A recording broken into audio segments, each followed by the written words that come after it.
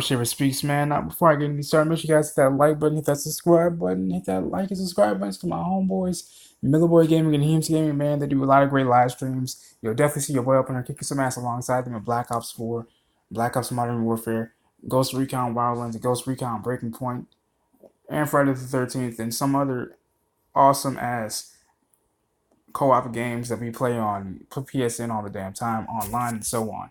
Make sure you guys follow their Twitch accounts and yours truly. I'll put the links to their Twitch accounts in the description box below, as I always do. And even my own very own Twitch usernames. Now let's get into it, y'all. The Joker.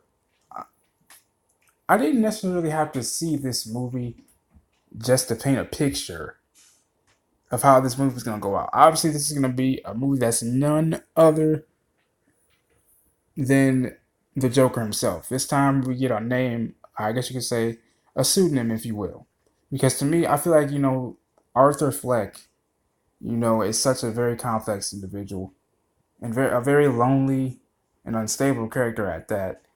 So I kind of look at his name, Arthur Fleck, as a sort of pen name, if you will.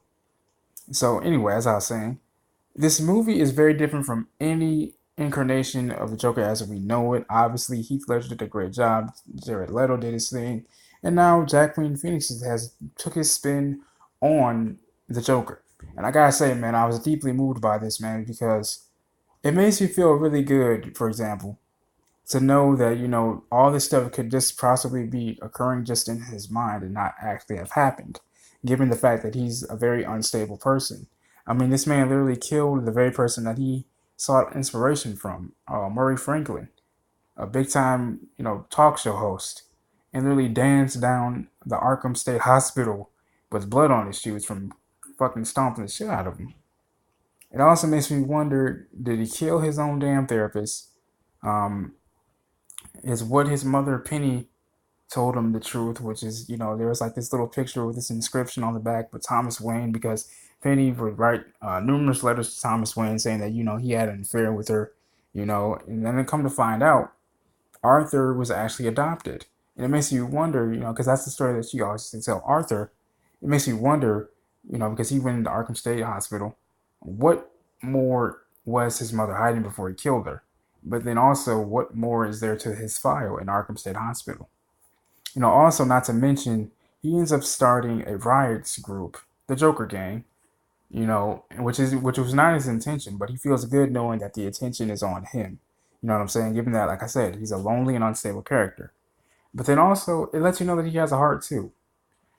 His next door neighbor, I can't remember her name right now. I'm drawing a blank. Damn, I hate that so much. Hold on a second. I now remember her name, Sophia.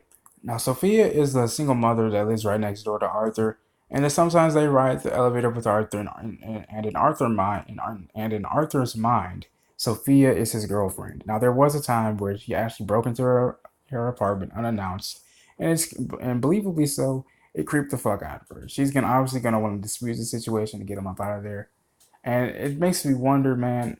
I hope she escaped because that's what it seemingly looked based off of my intuition and on my thoughts. I know that she and her daughter thankfully escaped. So then that way, when the police knock on her door and come asking her about Arthur Fleck or what the Joker's done, you won't be seeing a dead body. Or I should say, she wouldn't be seeing a dead body. Her daughter would not be seeing a dead body in there as well. But then also, you have to remember something. At one point, Arthur Fleck actually did have a job, a career, if you will, as a clown. He did have some friends, but then you realize just how small his circle actually is. Like I said, he had friends at his clown shop, his clown company, but they all turned on him, kicked his ass. Sophia, his neighbor, he thought he had a relationship with her, but she doesn't see him that way. She just sees him as her strange neighbor.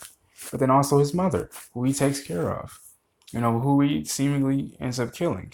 So it makes you wonder, just where does it all stop? Where does it all begin? But then it also makes me wonder, at the very end of the movie, we see a clown kill Bruce Wayne's parents, and he laughs about it. And it makes me wonder, given, the history of the Dark Knight and so on, Batman, he's always been known as this revered character that's gotten himself together and so on, dealing with the death of his parents, and, overcoming that and so on. It makes me wonder, okay, now that, a young Bruce has seen his parents get killed in front of him by a clown, who finds it hysterical that he's done such a thing. How is little Bruce going to deal with that now? You know what I'm saying? And then also, where does it go from here? Because this could all be in his head. You know, we've seen him in the jail cell doing this thing, laughing and all this other stuff. Is this all in his head? I think it is. It's possible that it is, but then at the same time, I think some of these instances did occur, like killing Thomas Wayne and Martha Wayne in front of Bruce Wayne. And again, it makes me wonder, how is Bruce Wayne going to handle all this? Is it going to happen just like in the comics in a slight different way? How's this all going to go down? So, if you guys have any inclinations as to what you guys think of the movie and what you guys think is going to happen next, or if there's going to be a sequel to it, obviously there should be. Let me know in the comments below, man. This has been your Shafferspeeks. I love you guys. Peace and love.